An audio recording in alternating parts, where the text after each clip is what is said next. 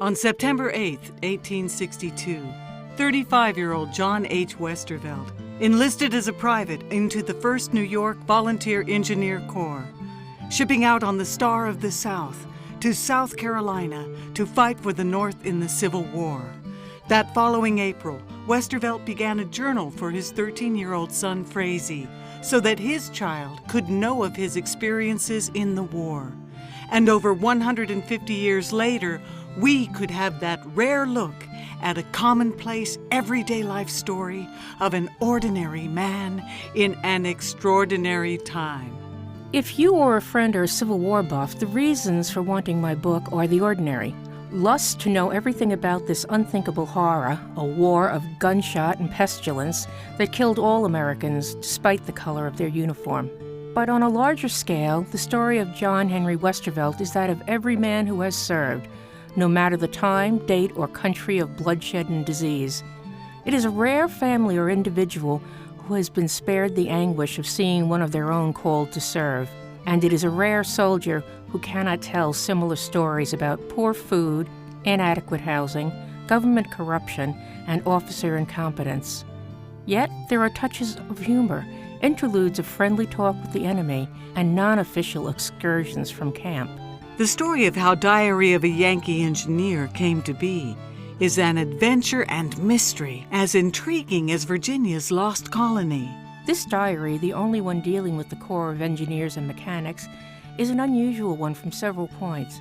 It was found in the trash in the 1930s by my stepfather and his brother, who were repairing a house in the Bronx. Yet, Westervelt never lived there. He was born on a farm in Rockland County, attended school there, and moved to Manhattan when a young man.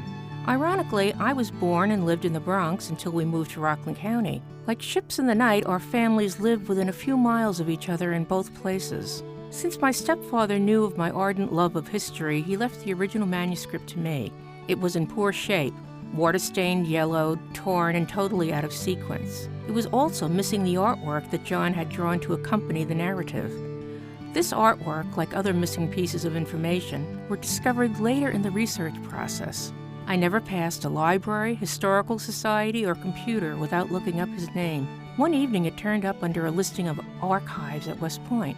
I doubted it was the same man since John hated professional soldiers.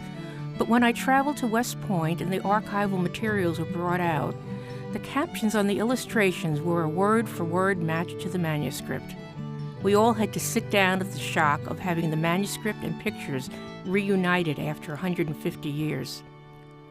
Another piece of data literally fell in my lap in a library's historical collection. I had not been able to find details of John's marriage at the local Dutch Reformed church where his family had been members for nearly 200 years. Their cemetery was the resting place of family members back to the soldiers of the Revolutionary War. Yet, no marriage record. Months later, fate, or as I believe, John himself, nudged a new book off the shelf at me. When I picked it up, it fell open to a page. The first entry, the record of John Westervelt's marriage to Anna Nafis on April 14, 1850. As I think you can tell, Diary of a Yankee Engineer is not only a book for Civil War buffs.